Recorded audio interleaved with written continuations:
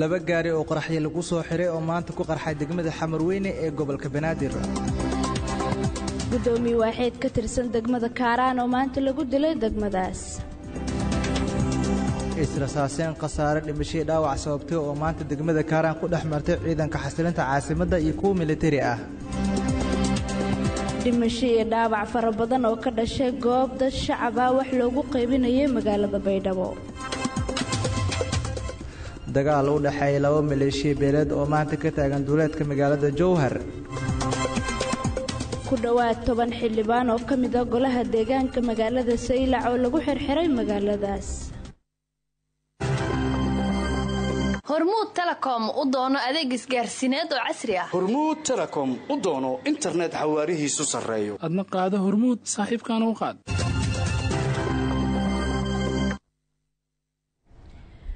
mar kale duhur wanaagsan waa 9ka bisha 6 sanadka 2017 duhur jimco ah. maxamed qays xasan maxamed ayaa soo saaray qodobadaas aad maqlaysaan isaga iyo aniga waan idin aqrinaynaa dhageystayaal u diyaar garoow warka idaacadda kulmiye oo dhameystiran. laba gaari oo qaraxyo lagu soo xiray ayaa maanta ku qarxay degmada Xamarweyne ee gobolka Banaadir.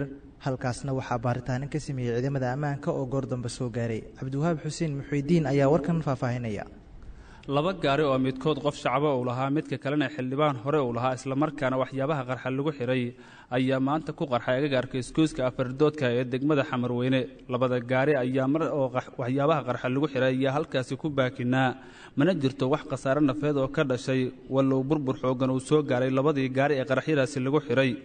ciidamada dawladda Soomaaliya ayaa gaaray iskooska afardoodka ee degmada Xamarweyne oo ah halka qaraxyadaasi ay ka dhaceen waxaana halkaasi ka sameeyeen baaritaano kala duwan.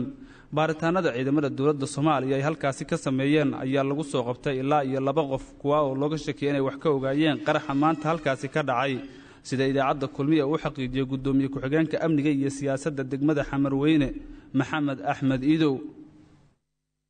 warayso maanta musiibo ayaa ka dhacday meeshan khasaare maaleed ayaa ka dhacay sida arkaysaba waxaa dhaawac uu soo gaaray 2 gaari oo 2 muwaadin oo Soomaaliya ay leedahay waa arin aad iyo aad aan uga xunnahay. 2 gaari marka shilalka iyo mar walba waa iska caadi laakiin waxa anaga aad iyo aad maartay naxtin noole qarax in lagu xiro qof muwaadina oo waxa uu galabsada aanan aysan jirin in gaarigiisa lagu xiro.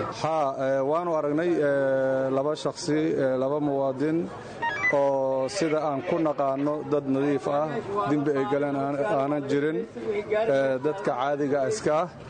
mid ka mid ah wuxuu ahaa xildhibaanadii hore haddana maaragtay muwaadin Soomaaliyeed ah nadiif ah hadee ma garanayno wax keeni kara in maaragtay dhibaatada lagu sameeyo gaarigooda.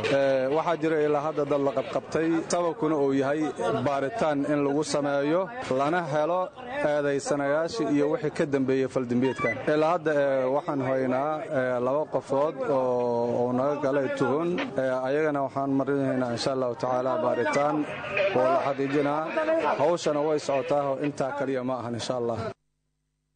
inta badan waxaa jira qaraxyo lagu xiro gawaarida ay leeyihiin dadka shacabka aan waxba galabsan iyo kuwa ay leeyihiin mas'uuliyiinta ka tirsan dawladda Soomaaliya wallow xilliyadaas qaraxyadaasi inta badan ciidamada dawladda Soomaaliya ay fashiliyaan xilliyada qaarna ay dhacaan.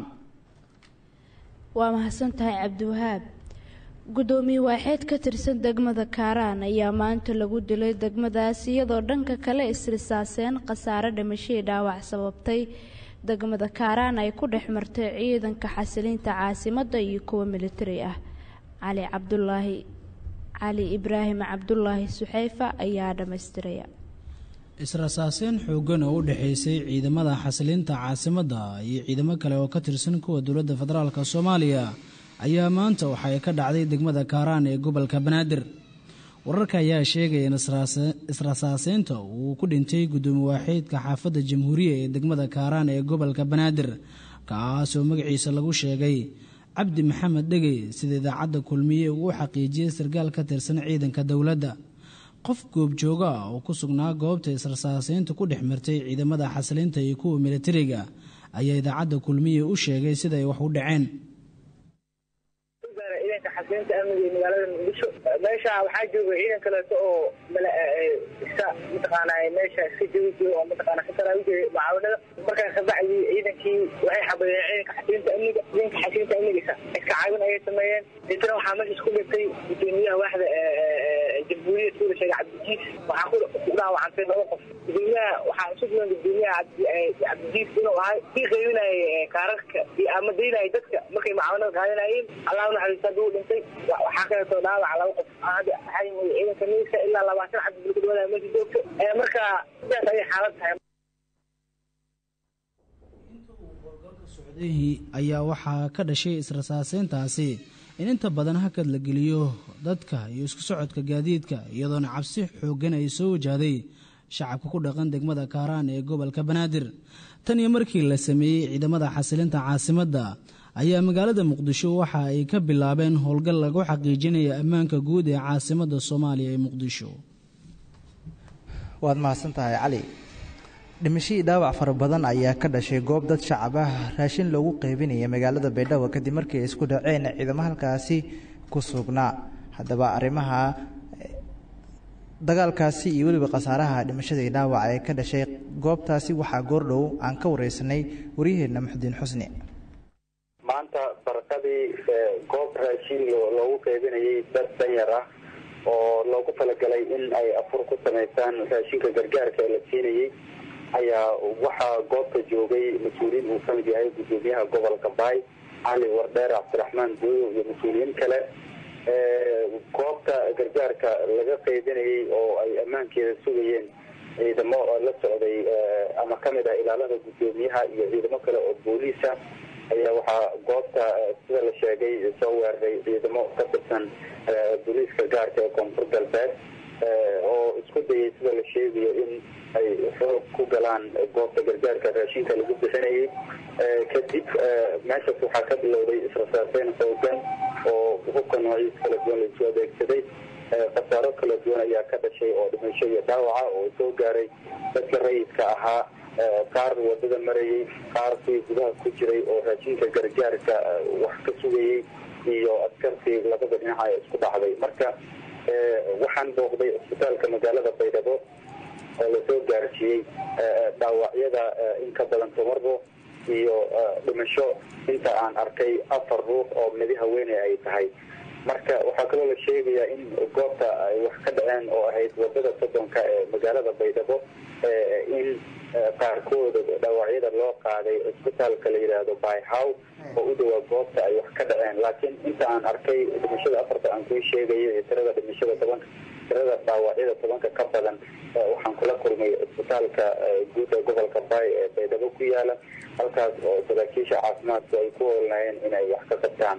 marka inta dhimatay iyo kuwa dhaawacmayba waxay isugu jireen rayid oo qaar kuwii gargaarka sugayay oo gudaha goobta wax laga bixinay ku xareysanaa, qaar wadada iska marayay iyo askartii labada dhinac ee isku dhacday. marka ilaa iminkana mas-uuliyiin ka tirsan koonfur galbeed haddii ahaan lahayn saraakiisha ciidanka iyo madaxda wasiirada arrimaha khusayso iyo ilaa iminka waxa ka hadlay ma jirto. muddadii ku dhaweyd 3 saacadood ee aan joogay isbitaalka magaalada Baydhabo ma jiro mas-uul soo booqday oo soo kormeeray dadkaasi maanta mashaqadaas ciidanka koonfur galbeed dhexdeeda ku dhaawacmay ama ku dhintay xeelada ka soo gaartay isbitaalka ku soo booqday. marka isbitaalka waxaa soo buuxdaasiyay 100 dadweynaha oo runtii ka eegayay dhaawacyada iyo dhimashada dadka qaar oo la aqoonsan waayay. marka dhimashadii dadka qaar waa la aqoonsaday, xaafadaha ayaa loo kala qaaday. hadda waxaa lala tacaalayaa dhaawacyada. sidoo kale maamulka isbitaalka oo aan la hadlay waxay sheegeen in hadda daaweynta dadkaas ay ku mashquulsan yihiin, koob saxa aysan bixin karin, sidoo kale aysan ka hadli karin. marka intaas ka baxsan ama warar oo faahfaahsan wararka dambe ayaan u sheegi doonaa dhegeystayaasha. aad buu mahadsan yahay wariyaha idaacadda kulmiye ee Baydhabo Muxudiin Xusni. ku dhawaad 10 xildhibaan oo ka mid ah golaha deegaanka magaalada Saylac ayaa lagu xirxiray magaaladaas. Ilyas Cabdi Cali ayaa warkan Hargeysa ka soo diray. 7 xildhibaan oo ka tirsan golaha deegaanka ee gobolka Salal ee magaalada Saylac ayaa xabsiga loo taxaabay xildhibaanadaasi oo ka tirsanaa golaha deegaanka ee degmadaasi ayaa cabasho la horfadhiyey markii la xidhay xarunta dowladda hoose ee degmadaasi kadib markii laga diiday mooshin ay xilka kaga qaadayeen maayirkii hore islamarkaana ay ku doorteen maayir cusub. maayirka cusub ee ay doorteen iyo 7 kale oo xildhibaan oo halkaasi joogay ayaa la sheegay in la xidhay islamarkaana ciidamada booliiska ee gobolkaasi ay xabsiga u taxaabeen. xildhibaanada golaha deegaanka Saylac oo qaarkood warbaahinta la hadlayna waxa ay sheegeen in lagu xidhay sababta ay mooshinka u keeneen ee ay maayirkii hore xilka uga qaadeen. waxaa xildhibaanadaasi ku jira maayirka cusub ee la doortay waxaana isagoo warbaahinta la hadlaya markii la xidhay uu sheegay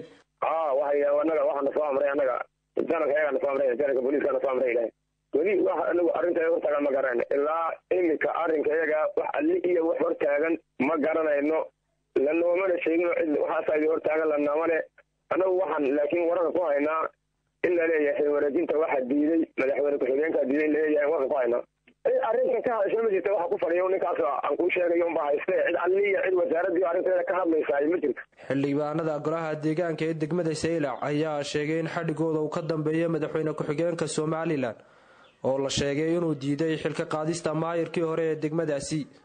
xadhiga xildhibaanada ayaa ku soo noqnoqday deegaanada Somaliland iyadoo ciidamada booliisku ay dhowr jeer hore xabsiga u taxaabeen xildhibaano oo ka tirsan golaha wakiilada iyo golayaasha deegaanka Somaliland. Ilyas Cabdicali, Radio Kulmiye, Hargeysa.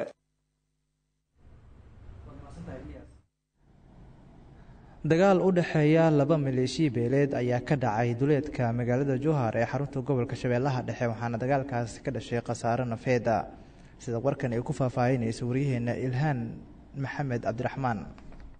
ka imaanaya duleedka magaalada Jowhar ee xarunta gobolka Shabeellaha Dhexe ayaa sheegay in deegaan lagu magacaabo tuulada Ceejiyo halkaasi ay ka taagan tahay xiisad colaadeed u dhaxaysa dadka halkaasi wada dega kuwaasi oo kala beeraley iyo xoolo dhaqato. wararka ayaa tilmaamaya in labada dhinac dagaalka dhex maray ay ku dhaawacmeen ilaa 5 qof labada dhinac ee dagaalantay ah.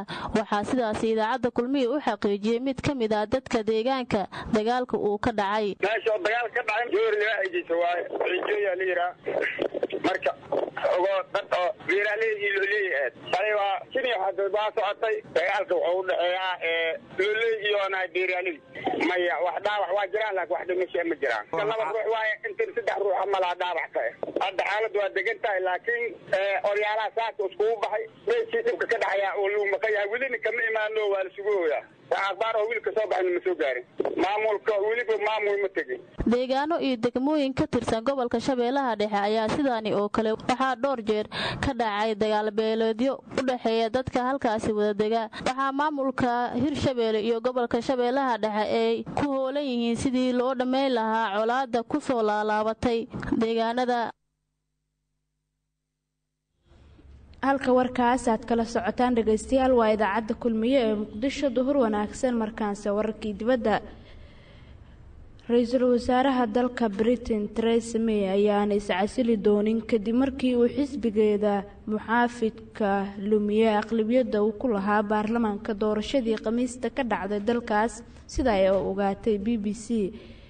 Theresa May ayaa ku guuldareysatay in ay xoojiso aqlabiyada uu xisbigeeda ku lahaa baarlamaanka iyadoo lagu wado inuu dhawaan furmo wadaxaajoodka uu dalkaas kaga baxayo midowga Yurub. inkastoo uu xisbiga muxaafidka lumiyay kuraas uu ku lahaa baarlamaanka ayaa haddana weli waxa uu yahay kan ugu weyn UK. waxaa la saadaalinayaa in xisbigeeda uu heli doono 318 xildhibaan halka xisbiga shaqaalahana uu heli doono 261 xildhibaan. waxaana soo raaca xisbiga SNP oo isna la saadaalinayo inuu heli doono 35 xildhibaan.